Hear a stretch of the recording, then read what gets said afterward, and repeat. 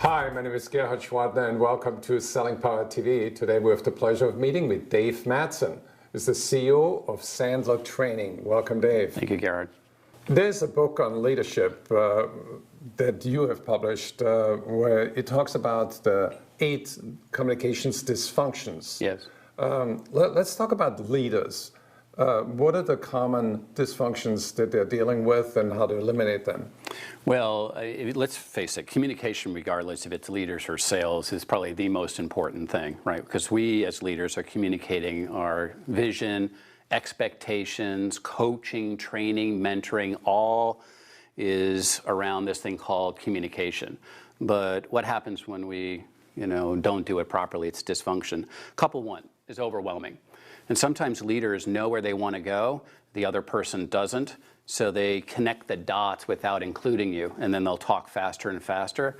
And the game is, if I can talk fast and connect the dots, I will overwhelm you. The other dysfunction is if I unplug. And that is way back when we were kids. If somebody said, well, I'm not getting my way, I'm not playing. And so the manager just kind of sits back or folds the arms or starts to multitask standing in front of you.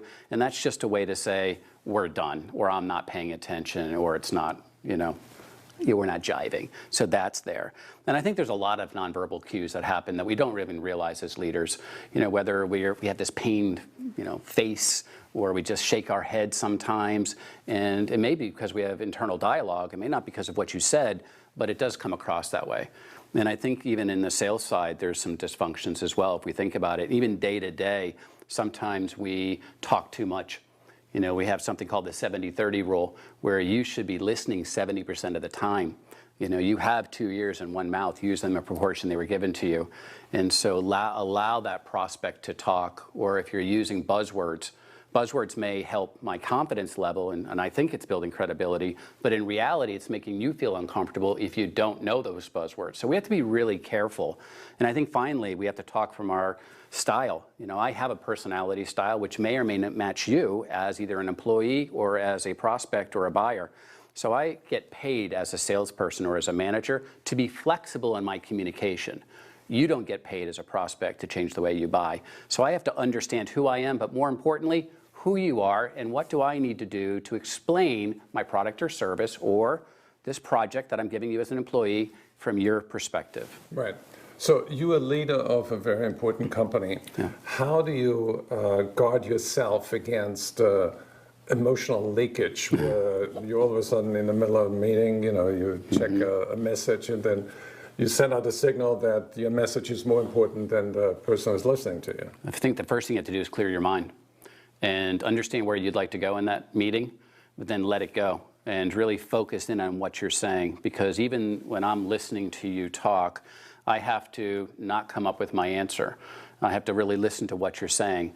The minute I say to myself, I know where he's going, or here's my answer, I think that's the beginning of breakdown. Because a lot of times people make their important point at the end of their sentence, whereas most people stop listening at that point in time. So I think it's clear. Just clear the decks in your mind and focus on that person. Right. So what about in the selling situation? Let's say I'm very anxious to make a sale. It's the end of the quarter, and I'm preoccupied with that, and I'm focusing on try to focus on the customer, but I'm still thinking I need to make that sale. Yeah. So how do you interrupt that? How do you stay in the flow and focused listening? Well, there's a lot of things. I think, first of all, you should start off by asking questions versus showing up and throwing up. Because once you show up and throw up, then you're involved, versus me asking good questions. Because people love to buy, but they hate to be sold.